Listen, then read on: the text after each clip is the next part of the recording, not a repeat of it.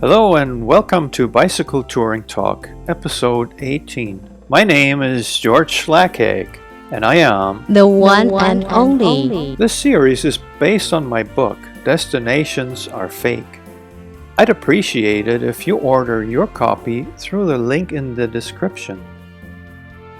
Today I talk about actually going to Mexico, crossing the border by bicycle. It was December 1st, 2009, a sunny morning in Brownsville, Texas. It had taken me a whole month to get here from Orlando.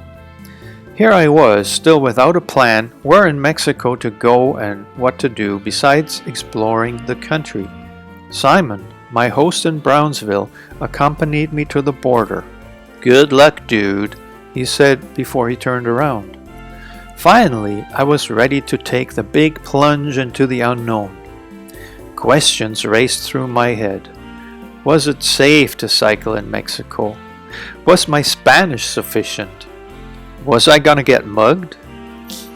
I had come so far without changing my mind about where I wanted to travel. There was no way I'd give in to fear now.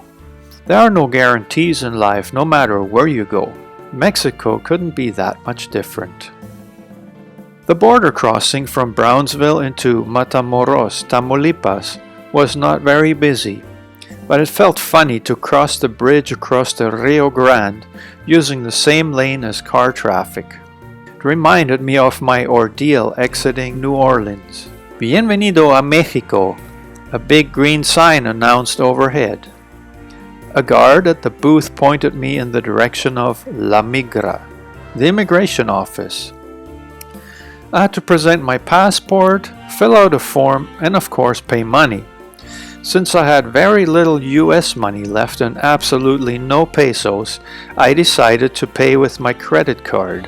The transaction went through without incident, but just as I was trying to leave, I got called back. When I asked what it was about, the officer responded, "Sir, we made a mistake, charged you too much." Minutes later, I was back outside with a 6 months tourist visa. Ample time to explore Mexico to my heart's content. People outside had noticed my loaded bike. Some had already taken interest before I realized it. When I discovered a foreign money exchange wicket, I decided to convert my last American $20 bills into pesos. While I was leaning my bike against a nearby fence, a skinny older man in dirty clothes, armed with a rag, started wiping my rims. Obviously, he wasn't doing it just to welcome me to Mexico, but because he was hoping to get paid. By getting to work so quickly, he made it almost impossible for me to turn him down. A dollar bill solved that problem quite nicely and efficiently. I told him that was all I could afford. After changing my 20, all I had left was $1 American. The entire border zone was creepy. There were numerous, seemingly desperate people hanging around like hungry birds outside a fast food restaurant. I felt like a prime target because I had just come from the US, so there obviously had to be some money in my pockets. I hopped on the bike and started riding away when I noticed a building with the sign Buró de Turismo above the door. A uniformed man spotted me right away and was trying to get my attention. "Sir, can I help you? I am a tourist information officer." "Yes," I replied. "Do you have a map?" The answer was "No." so I said gracias and I was about to move on. "Hey, no problem. The man tried to hold me back. See over there? That's my car. I will lead the way. You follow." I looked at the man and declined. He was persistent. "Come on, my friend. You can see that I have a uniform and a badge. You can trust me." Trust me? Red flag every time. I shook my head. Finally, he got straight to the point. "Come on, you're a rich man. You can at least give me a couple of bucks." Out came my last dollar just to get rid of my new friend. I climbed back on my bike and started pedaling into Matamoros, a very foreign place to me. I had to find a main road that would lead me out of town, direction south, and Highway 101. It would be about 100 kilometers to San Fernando, a small town that would most certainly have a cheap hotel. But first, I had to find a place to eat. Once I had found the main highway, all kinds of businesses popped up. Ironically, when I saw a Burger King, I decided to go for it. It was the most familiar place in a very foreign environment. The restaurant was busy. I locked my bike on a railing outside. In the US or Canada, I would have been okay to leave it unlocked within viewing distance. But this was Mexico. I was nervous and I wanted to be extra careful. Realistically, the weight of my luggage would have made the bike a very difficult target to run off with. The food was pretty much the same as Burger King in the US. My meal ended up costing me a bit more because of my big appetite. The familiarity of the restaurant and the variety of its patrons put me at ease. I was blending right in. Soon the new reality started sinking in. I had actually made it to Mexico. The rest of the day would have been quite boring if this hadn't been the first in a very different country. The highway was long, flat, and straight. Looked very much like the roads in Texas. I eventually reached a major intersection with some businesses, including a big Pemex gas station, convenience store, and a motel. My original plan had been to reach San Fernando only because I had assumed that there probably wasn't any safe place to stay between Matamoros and there. Now I was tired enough to call it a day and checked into the motel. The place was modern and well equipped. It even had card keys for all the rooms. However, there were differences compared to motels in the US or Canada. The most notable were the steel doors all around and iron bars covering the windows. The room had no carpet, but shiny marble tiles on the floor. It was sparingly decorated and the bed had an iron frame. Armed guards were walking around just outside the gate to the motel yard, which failed to make me feel secure. After putting the bike into my room, I decided to scope out the immediate area while there was still daylight. Several food vendors had set up shop along the road across from the hotel. They waved at me as soon as I stepped outside the gate, so I decided to take one up on the invitation and walked over. The place was set up with only the bare essentials: a table, some plastic chairs, and a huge charcoal barbecue. All of it was under a tarp that was held up by a makeshift timber frame. Using my basic Spanish, I managed to find out that they had a choice between chicken and beef, along with rice, beans, and tortillas. It was their daily special, Comida del Día, and also included a drink. I decided on the chicken. The meal tasted great and was more than enough for my appetite. When I went through the entire stack of tortillas before finishing the rest of the food, the lady who seemed to run the place by herself brought some more. I was so full that I could barely walk. The whole meal cost the equivalent of about $3. Darkness was moving in quickly now. However, this was my first night in Mexico. My curiosity was going haywire, so I decided to walk around and explore the area. A bright lit and modern looking gas station was just across the street, not even 100 meters from my motel. I walked right along the narrow shoulder of the highway, past a rickety shed. In front it said, Llantas 24 horas. Next to the shed were two guys changing a tire on a shiny SUV. Besides the impact wrench and a compressor, all they had were hand tools. The apparent owner of the vehicle, a well-dressed man, was standing around smoking a cigarette.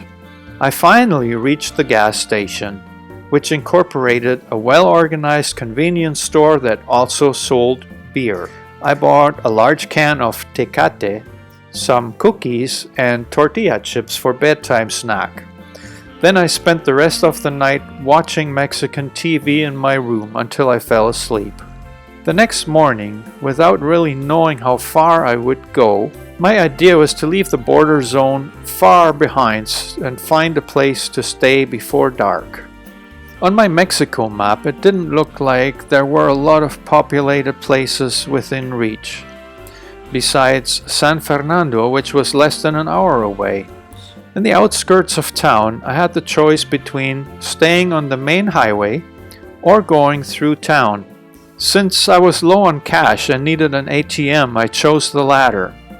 Soon I noticed a late model pickup truck pull over just ahead of me. As I caught up to it, the driver lowered his window and addressed me in English. Hey, you need some kind of mirror on your bike. He warned me. The roads here are narrow and full of big trucks. He seemed a bit concerned about seeing me travel this part of Mexico by bicycle, but admitted that other cyclists were coming through once in a while. I think you people are crazy, but it's kind of interesting too. He smiled and went on to warn me about traveling further south. Guatemala is terrible. People won't leave you alone because they think you're rich. I managed to steer the conversation toward my more immediate needs and found out that there were 3 ATMs in town.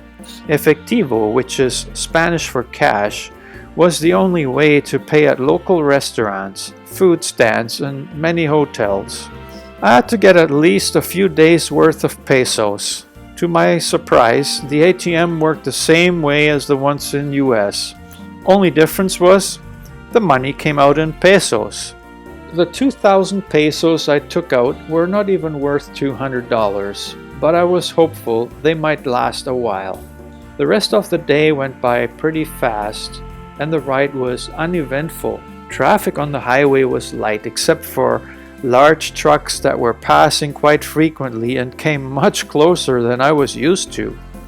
Around mid-afternoon, I finally reached a large highway travel center with a gas station, store, and restaurant. I decided to check it all out, but first I had to figure out where I could sleep that night.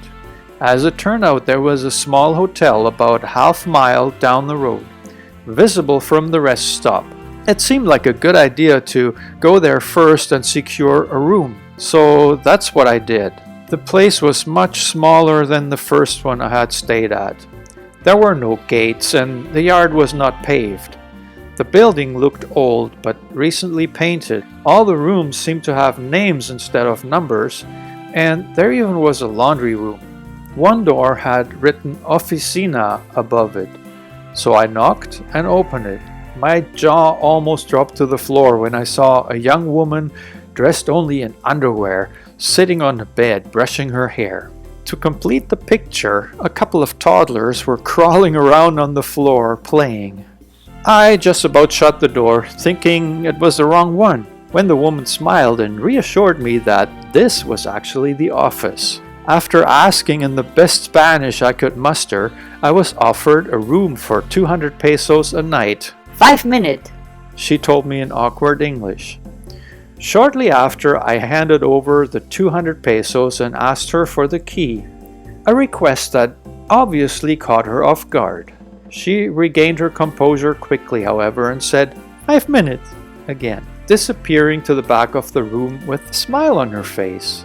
She came back shortly after and handed me a tiny brass key. It lacked any kind of identification tag. The room was unlocked. Little by little, I brought my panniers and the bike into the room. Once that was all done, I locked the door by pushing the button on the inside of the doorknob and walked back to the highway service area. The restaurant was fairly busy, but I had no problem finding a table. Here too, the food was basic and inexpensive. 3 enchiladas, rice, vegetables, and beans, all for next to nothing. When looking around the restaurant, I noticed a middle-aged couple at a nearby table, speaking French in a Quebec accent. They had noticed me too. "Where are you from?" the man asked me. I told him I was from Ontario and that I had also lived in Quebec for a number of years. We continued the conversation in French. After the meal, the couple, I will call them Jacques and Céline, invited me to their van. We had some wine and a lively exchange of travel stories. I found out a lot about the road ahead and a few things about Mexico. It was already dark when we said our goodbyes, and I started my walk back to the hotel. The yard was dimly lit, but I had no problem finding the door to my room. Opening it, though, was a different matter. The key I had in my pocket didn't even fit the lock. I briefly recalled the moment when I had asked the receptionist for a key. The expression she had had on her face was all the explanation I needed. It all made sense now, and I wasn't surprised at all. First, I tried my luck knocking on the oficina door, but it was locked now.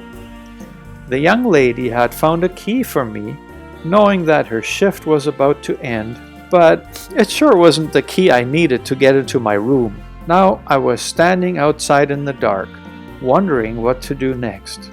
Breaking into my own room was not an option, nor was sleeping outside. So I looked around the property to see if I could locate someone. Next to the hotel was a bar with a patio.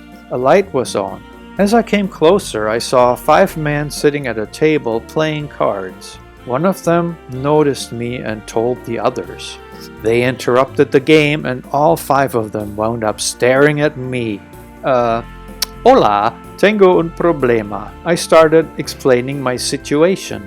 My Spanish wasn't fluent, but I knew just enough to explain my dilemma. Llave no funcione, I stated. They started talking to each other in Spanish. Then one of them turned toward me and said, "No problem, amigo." Next, 3 strangers escorted me back to my room. They were armed with knives to help me what I had hoped could be avoided: break into the room. So much for being careful at night in unfamiliar surroundings. After each of the men had several turns at trying out their burglary skills, I definitely knew that neither of them had ever broken into any place before, which was probably a good thing, except that it didn't help my situation at the moment. I just stood there hoping my helpers would eventually get fed up and make room for me to try opening the door myself, or perhaps somebody would show up with the right key. Just when I thought this was going to turn into a very long night, I heard a click and the door opened. "Wow, gracias," was all I could say. The guy who had opened my door turned around and smiled proudly. No hay problema, He said. All 3 of them, who appeared to be brothers, now took turns to shake my hand.